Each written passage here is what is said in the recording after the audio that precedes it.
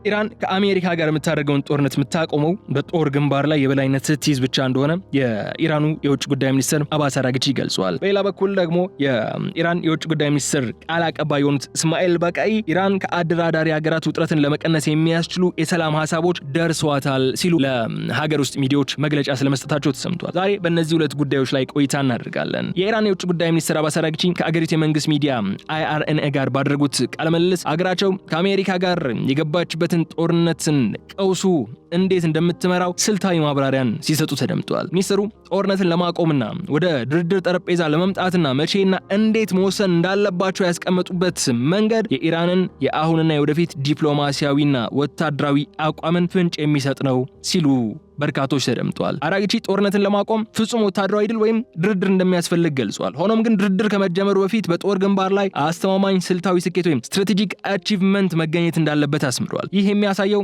ኢራን ደካማ ሆና ወይም ተገዳ ወደ ድርድር ጠረጴዛ ላለመቅረብ ጽኑ አቋም ስለመያዟን የሚያሳይ ሆኖ ተወስዷል። በጦር ሜዳ የበላይነትን ሳይይዙ መደራደር እጅ የመስጠት ያህል እንደሚቆጠር ስላመኑ አሁን ኢራናውያን ድርድርን የጦር ሜዳ ስኬታቸው ማጠናከሪያ ወይም ሌቨሬጅ አድርገው ሊጠቀሙበት ይፈልጋሉ የሚለውን ነጥብ እናነሳለን። በሌላ በኩል ደግሞ የኢራኑ የውጭ ጉዳይ ሚኒስትር ቃል አቀባይ እስማኤል ባቃይ አንድ ጉዳይን አንስቷል። ከአሜሪካ ጋር ያለውን ከፍተኛ ውጥረት ለመቀነስ ከተለያዩ አማላጅ አካላት በተለይም ከኳታር የቀረቡ የሰላም ሀሳቦችና እቅዶች ለኢራን ስለመድረሳቸው አስታውቀዋል። በኳታር በኩል የ10 ቀናት የተኩስ አቁም ስምምነት እንዲደረግ ጥያቄ ስለመቅረቡም ጭምር ተሰምቷል። ኢራን እነዚህ የቀረቡላትን የሰላም ሀሳቦች ብትቀበላቸውም የሀገሪቱ ጦር ኃይሎች ግን ለአሜሪካ ጥቃት የሚሰጠውን የአጸፋ ምላሽ እንደማያቋርጥ እስማኤል ባቃይ ታውቀዋል። ዲፕሎማሲያዊ ጥረቱና ወታደራዊ አጸፋው ጎን ለጎን ተቀናጅተው ይቀጥላሉ ሲሉ ነው እየተደመጡ ያሉት። ከዚህ ባሻገር ዋነኛው የዚህ የሀገረሸው ጦርነት ቁልፉ ነጥብ የሆነው ጉዳይ ደግሞ ሆርሙዝ ነው። እንደምናውቀው የሆርሙዞች መጥ ወደፊት አስተዳደርና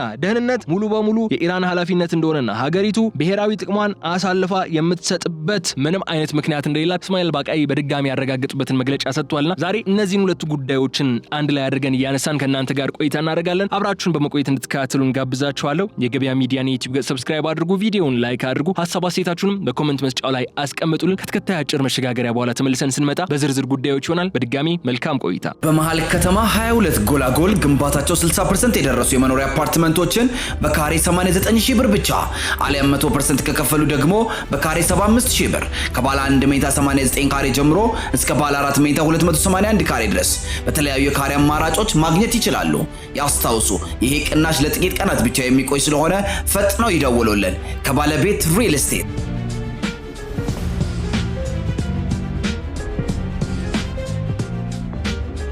በመካከለኛው ምስራቅ ሰማይ ስር እየተካሄደ ያለው የኃይል ሚዛን ፍልሚያ አዲስና ወሳኝ ምዕራፍ ውስጥ መግባቱን የሚያመላክቱ አበይት ክስተቶች እየተመዘገቡ ይገኛሉ። የኢራን የውጭ ጉዳይ ሚኒስትር አባስ አራግቺ ከአገሪቱ የመንግስት ሚዲያ ጋር ባደረጉት አንድ ቃለ ምልልስ ኢራን ከአሜሪካ ጋር የገባችበትን የከረረ የጦርነት ቀውስ እንዴት እንደምትመራውና ውጊያው የሚቆምበትን ወሳኝ ቅጽበት እንዴት እንደምትወስን የሚያስረዳ ግልጽ የሆነ ስልታዊ ማብራሪያን ሰጥቷል። ሚኒስትሩ ባሰመሩባቸው ዋና ዋና ነጥቦች መሰረት ኢራን ከአሜሪካ ጋር የሚያጋጫትን ሰፊ ወታደራዊ ግጭት ለማቆም ሆነ ወደ ድርድር ጠረጴዛ ለመመለስ የምትወስነው በጦር ግንባር ላይ ፍጹም የሆነ ስልታዊ የበላይነትና አስተማማኝ ስኬት ማረጋገጥ ስትችል ብቻ ስለመሆኑ አንስቷል። ይህ መግለጫ የኢራን አጠቃላይ የዲፕሎማሲና የወታደራዊ ስልት ማዕከል ተደርጎ ይቀመጥ ሲሆን ሀገሪቱ በጭራሽ በምዕራባውያን ጫና ወይም በወታደራዊ ስጋት ተገዳ ወደ ድርድር ጠረጴዛ የመቅረብ ፍላጎት እንደሌላት ማረጋገጫ ተደርጎም ተወስዷል። ጦርነትን የማቆም ውሳኔ የፍርሃት ወይም የደካማነት ውጤት ሳይሆን በጦር ሜዳ የተመዘገበን እውነተኛ የበላይነት ወደ ፖለቲካዊ ዲፕሎማሲያዊ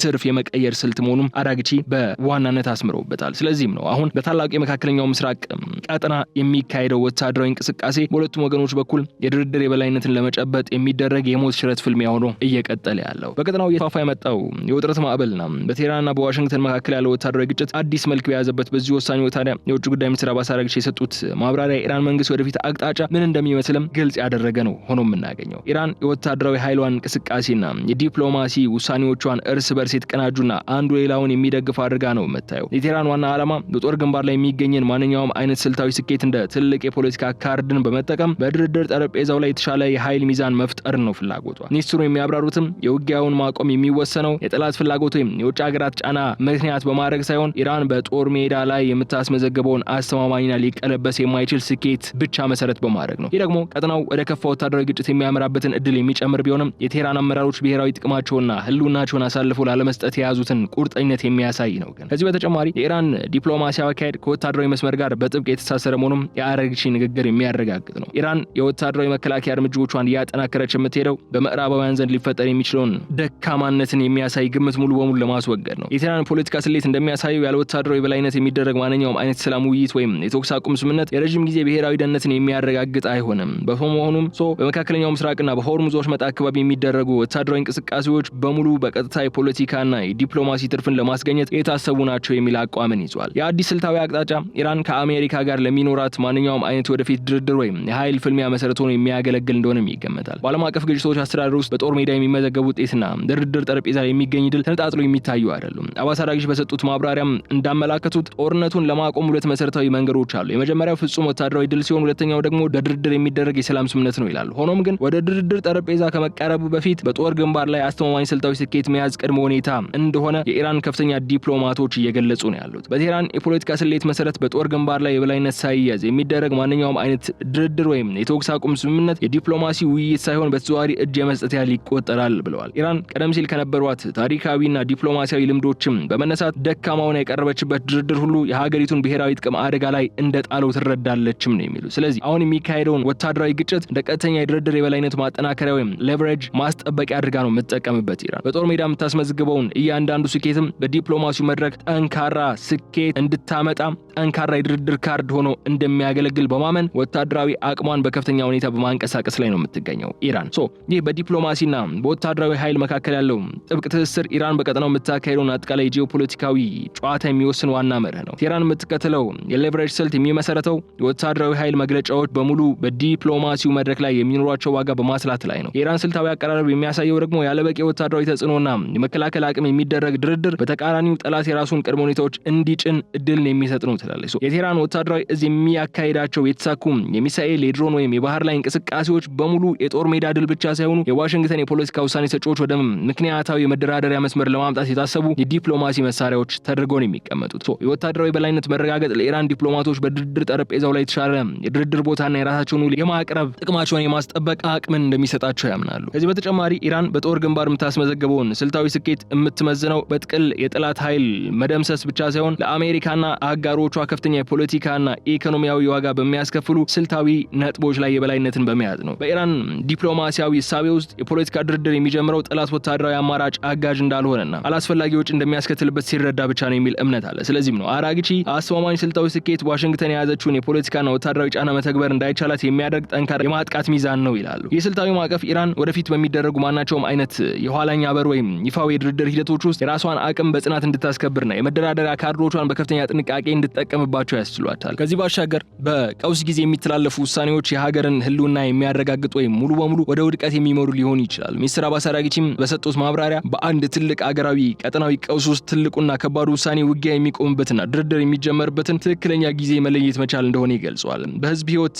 እንዲሁም በሀገር ዕጣ ፋንታ ላይ ቁማር መጫወት በፍጹም እንደማይቻልና እያንዳንዱ እርምጃ በጥንቃቄ የተሰላ መሆን እንዳለበትም ይገልጻሉ። ይህ ንግግር የሚያሳየው ደግሞ የኢራን ወታደራዊና ፖለቲካዊ አመራር በጦርነቱ ስሜታዊነት ውስጥ ገብተው ሳይነዱ ሙሉ በሙሉ ሳይንሳዊና ስልታዊ ስሌቶችን በመከተል ላይ መሆናቸውን የሚያሳየው የቴህራን ውሳኔዎች በችኮላ ወይም በብጥብጥ ስሜት የሚወሰዱ ሳይሆኑ የሀገሪቱን የወደፊት የደህንነት ሁኔታ ያገናዘቡ ናቸው ተብሎ ነው እየተቀመጡ ያሉት። ኢራን የምታደርገው ስልታዊ ስሌት ደግሞ ከርዕዮተ ዓለም አቋሞች ይልቅ ለሀገራዊ ደህንነት፣ ለግዛት አንድነትና ለህዝቧ ህልውና ቅድሚያ የሚሰጥ መሆኑን የሚያመላክት ነው። የጦርነቱን ሂደት በቅርበት በመከታተል አሜሪካና አጋሮቿ የሚወስዱትን እርምጃ እያመዛዘነች ለራሷ ከፍተኛ ጥቅም በሚያስገኘው ትክክለኛ ቅጽበት ላይ ዲፕሎማሲያዊ ውሳኔ ለመስጠት በመጠባበቅ ላይ እንደምትገኝም ነው እየገለጹ ያሉት።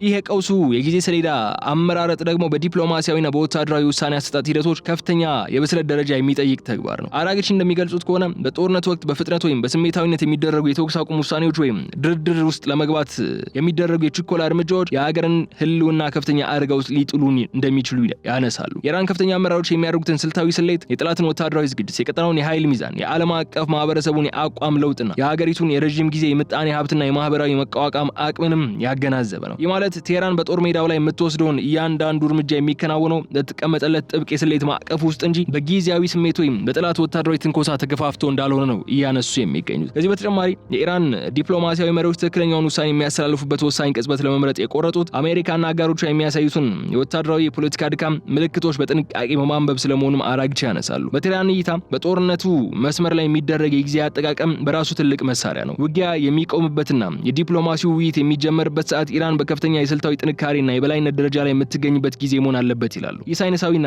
ምክንያታዊ አቀራረብ ኢራን በውስጣዊም ሆነ በውጫዊ ጫናዎች ሳትበገር የራሷን የውሳኔ አሰጣጥ ነጻነት አስከብራ እንድትቀጥል የሚያስችላት ሲሆን የወደፊቱ የቀጠናው የኃይል መዋቅሮችም በዚህ ስልታዊ ስሌት ጥበብ ላይ ተመስርቶ የሚቀረጹ ነው የሚሆነው። በአንድ በኩል በጦር ግንባር ያለውን ግጭት በከፍተኛ ሁኔታ እየተባባሰ በሄደበት በዚህ ወቅት፣ በሌላ በኩል ደግሞ የኋላኛው በር የዲፕሎማሲ እንቅስቃሴዎች በከፍተኛ ሁኔታ እየተካሄዱ ነው በሚባልበት በዚህ ሰዓት የኢራን የውጭ ጉዳይ ሚኒስትር ቃል አቀባይ እስማኤል ባቃይ በበኩላቸው ከዩናይትድ ስቴትስ ጋር ያለውን ከፍተኛ ውጥረት ለመቀነስና ግጭቱን ለማብረድ የሚያስችሉ የሰላም ሀሳቦችና እቅዶች ከተለያዩ አማላጅ አካላት በኳታር በኩል ስለመድረሳቸው አንስተዋል። ከነዚህ አማላጅ ሀገራት መካከል የኳታር መንግስት ቀዳሚውን ስፍራ የሚይዝ ሲሆን ውጥረቱ ለማርገብ የሚያስችል የ10 ቀናት ጊዜያዊ የተኩስ አቁም ስምምነት እንዲደረግ የሚያስችል ጥያቄ መቅረቡም ተሰምቷል። የኢራን መንግስት እነዚህን የቀረቡለትን የሰላም ጥሪዎችና ሀሳቦች እንደሚቀበላቸውና በጥንቃቄ እንደሚመረምራቸውም እስማኤል ባቃይ አረጋግጠዋል። ይህ የሚያሳየው ኢራን ወታደራዊ አቅሟን አጠናክራ የምትቀጥል ብትሆንም የዲፕሎማሲው በር ግን አሁንም ሙሉ በሙሉ እንዳልተዘጋ ነው የሚያሳየው። አማላጅ ሀገራት የሚያቀርቧቸው የመፍትሄ ሀሳቦች ለመስማት ፍቃደኛ መሆኗ ደግሞ ኢራን ለቀጠናው ሰላምና መረጋጋት ምክንያታዊ የሆኑ አማራጮች ካሉ ለመመልከትና ለመመርመር ዝግጁ መሆኗን የሚያሳዩ ናቸው። የኳታር መንግስት በአሜሪካና በኢራን መካከል የሚካሄደውን በመጋረጃ ጀርባ የሚደረገው የዲፕሎማሲ ሂደት በመካከለኛው ምስራቅ ያለውን ውጥረት ለማቀዝቀዝ ከተደረጉ ጥረቶች ሁሉ ከፍተኛውን ቦታ የሚይዝ ነው። ዶሃ በሁለቱ ሀገራት መካከል የምታካሄደው የተደበቀና ሚስጥራዊ የዲፕሎማሲ መስመር ይፋዊ ባልሆኑ መንገዶች መልእክቶችን በፍጥነት ለማስተላለፍና የሁለቱን ወገኖች ዝቅተኛ ቅድመ ሁኔታዎችን ለመገምገም ያስችላታል። የቀረበው የ10 ቀናት ጊዜያዊ የተኩስ አቁም የሰላም ሀሳብም ሁለቱም ወገኖች ከቀጥታ ወታደራዊ ግጭት ወጥተው ዲፕሎማሲያዊ አማራጮችን ለመገምገምና ሰብአዊ ወይም ስልታዊ እረፍትን ለማግኘት የሚያስችላቸው ጊዜያዊ መስኮትን ለመክፈት በማለም ነው። የኢራን አመራሮች የዚህን አይነት የውጭ ሀገራት የሰላም ጥሪዎች ለመቀበልና በጥንቃቄ ለመመርመርም ማሰባቸው ቴህራን በጽኑ መርሆቿ ላይ ጸንታ በመቆም ላይ ያለችም ቢሆን ምክንያታዊ የሆኑ የፖለቲካ መፍትሄ መንገዶችን ለመመርመር ሰፊ ፍላጎት እንዳላት የሚያሳይ ነው የሚሉ ነጥቦች እየተነሱ ነው የሚገኙት። ከዚህ በተጨማሪ የኢራን ዲፕሎማሲያዊ አካሄድ የኳታርን ጥረት እንደ ቀጥተኛ ድርድር ሳይሆን የጠላትን ትክክለኛ ፍላጎትና የፖለቲካ ዝግጁነት ለመመዘን እንደሚያስችል የመገምገሚያ መሳሪያ አድርጋ ወስደዋለች። የቴህራን የውጭ ጉዳይ ሚኒስትር የቀረቡለትን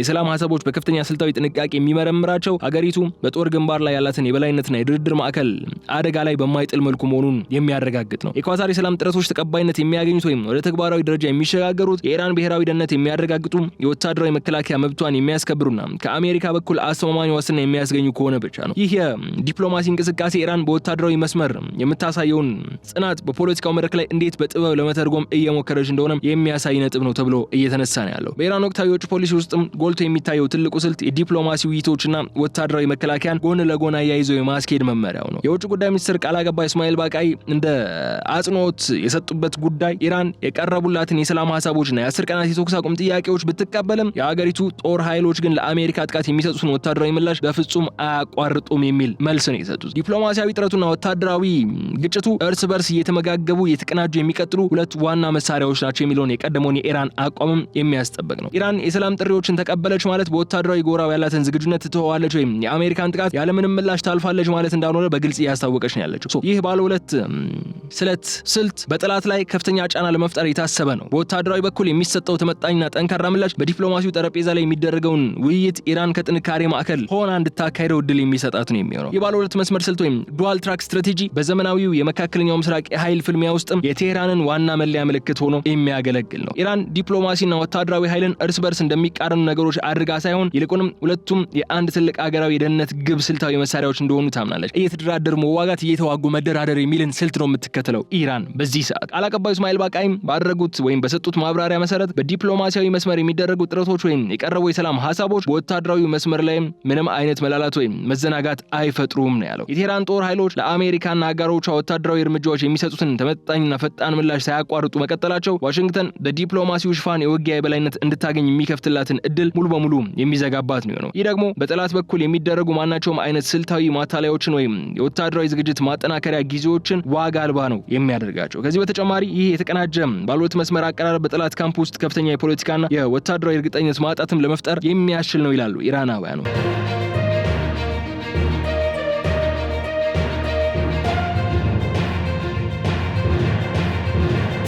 አሜሪካና ሀገሮቿ ኢራን ዲፕሎማሲያዊ ንግግሮች የድካም ምልክት አይደሉም የሚለውን መልእክት በግልጽ እንዲረዱትም የማድረግ አቅም አለው። የኢራን የጦር ኃይሎች በግንባር የሚያሳዩዋቸው የጥንካሬና የመከላከል አቅሞች በዲፕሎማሲው ጠረጴዛ ላይ የተቀመጡትን የቴህራን ተወካዮች የድርድር አቅም በከፍተኛ ደረጃ ለማጎልበት ይረዳሉ። ኔክስት ታይም ድርድር በሚቀመጡበት ሰዓት ኢቨን ጦርነቱ እየቀጠለ ሳለም ለድርድር ጠረጴዛ ላይ ቢቀመጡ ኢራን የምትሰጠው የአጸፋ እርምጃ በድርድር ጠረጴዛው ላይ የሚኖራትን ተሰሚነት በእጅጉኑ ከፍ ያደርጋል የሚል እምነትን ነው አሁን ኢራናውያኑ ይዘው እየተንቀሳቀሱ ያሉ። በቴህራን ወታደራዊ አቅሟ የምታስመዘገበውን እያንዳንዱ ውጤት ቀጥታ ወደ ዲፕሎማሲያዊ በላይነት የምትለውጥበትና ሁለቱንም መስመሮች ሳይነጣጠሉ አጣጥማ የማስኬድ አቅሟን ለዓለም አቀፉ ማህበረሰብ የምታስመሰክርበት አዲስ አይነት የፖለቲካ ጥበብን ነው በመተግበር ላይ የምትገኘው። በዚህ በኢራንና በአሜሪካ መካከል ላለው የከረረው ውጥረትና ለዲፕሎማሲያዊ ውይይቶች መዘግየት ዋነኛው ምክንያት ደግሞ በሁለቱ ሀገራት መካከል ያለው የእምነት ማጣት ታሪክ ነው። ቃል አቀባዩ እስማኤል ባቃይ እንዳብራሩት ቀደም ሲል በአሜሪካና በኢራን መካከል ተደርገው የነበሩትና ጦርነትን ለማቆም እንዲሁም ውጥረትን ለመቀነስ የተፈረሙት የመግባቢያ ስምምነቶች የፈረሱት በዋሽንግተን አታላይ አቋም ምክንያት ነው ይላሉ እስማኤል ባቃይ። አሜሪካ የገባቻቸውን ዓለም አቀፋዊና ሁለንተናዊ ግዴታዎች በተደጋጋሚ በመጣሷና ስምምነቶችን በአንድ ወገን ውሳኔ በማፍረሷ ምክንያት የቀደሙት የሰላም ጥረቶች ሁሉ ከሽፈዋል። ኢራን ደግሞ ለአሜሪካ ግዴታ ለመጠበቅና የተኩስ አቁም ስምምነቶችን ማፍረስ ተመጣጣኝ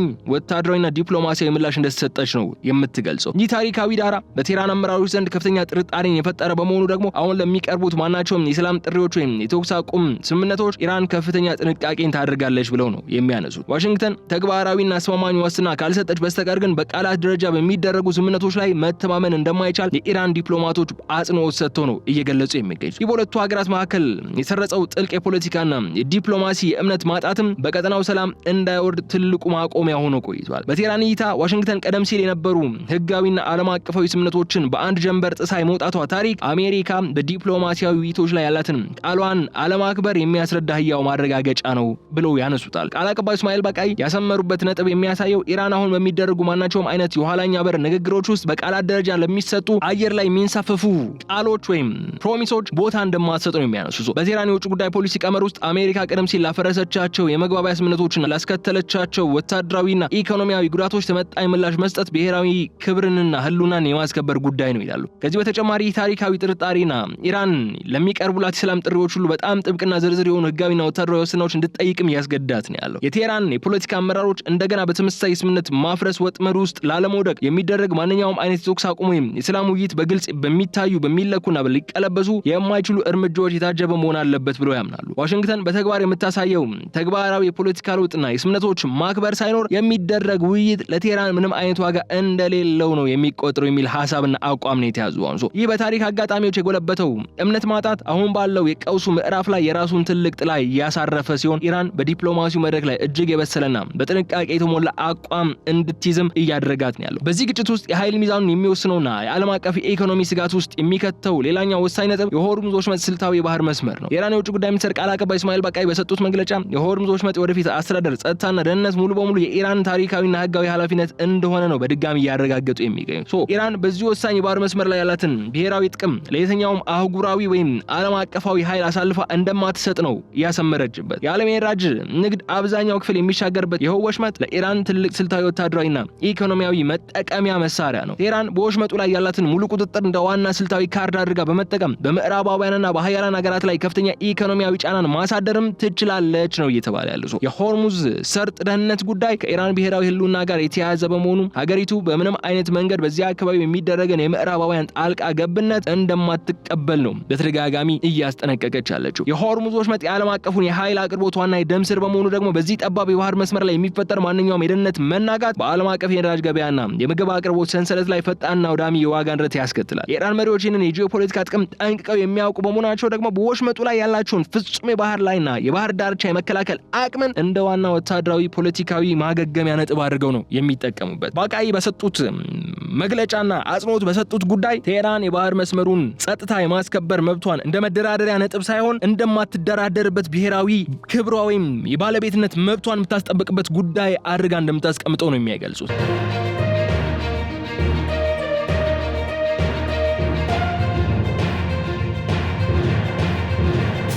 አሜሪካና አጋሮቿ የባህር ላይ ወታደራዊ ስብስብ በማድረግ የኢራን ተጽዕኖ ለመቀነስ ጥረት ቢያደርጉም እንኳን በቴህራን በኩል የበለጠ ጠንካራ የመከላከልና የቁጥጥር እርምጃን እንዲወሰድ ነው የሚያደርገው ነው የሚልን አቋም እያንጸባረቁ ያሉት። ከዚህ በተጨማሪ የሆርሙዝ ወሽመጥ ቁጥጥር ጉዳዩ ከኢራን አጠቃላይ የኢኮኖሚ ጦርነት የመከላከል ስልት ጋር በጥብቅ የተሳሰረ ነው። ምዕራባውያን በቴህራን ላይ የተጣሉትን ጠንካራ የኢኮኖሚ ማዕቀቦችና የወታደራዊ ጫናን ለመመከት የሚደረገው ኢራን የወሽመጡን እንቅስቃሴ መቆጣጠርና የማስተዳደር አቅሟን በመጠቀም ለዓለም አቀፉ ማህበረሰብና ለዋሽንግተን ግልጽ መልእክትን ለማስተላለፍ ትጠቀምበታለች። የቴህራን አጭርና ግልጽ መልእክት ደግሞ ኢራን አስተማማኝ የደህንነት ኢኮኖሚ ህልውና ካላገኘች የሆርሙዝ ወሽመጥ ሰላምና መረጋጋት ሌሎች አካላትም ሙሉ በሙሉ የተረጋገጠ ሊሆን አይችልም ነው። በቃ የኛ ሰላምና ደህንነት ከሆርሙዝ ሰላምና ደህንነት ጋር የተቆራኘ ነው። እኛ ሰላም ሳንሆን ሆርሙዝ ሰላም ሊሆን፣ እኛ ተዘግቶብን ሆርሙዝ ሊከፈት አይችልም የሚል አቋም ነው ኢራን እያራመደች ያለችው። ይህ ስልታዊ አቋም ኢራን በቀጠናው የምታካሄደውን የመከላከል ስልት በከፍተኛ ደረጃ የሚያጠናክረው ሲሆን በዲፕሎማሲያዊ ጠረጴዛ ላይ የምዕራባውያን የፖለቲካ ውሳኔዎች በከፍተኛ ሁኔታ የመጫን እንዲሁም የመወሰን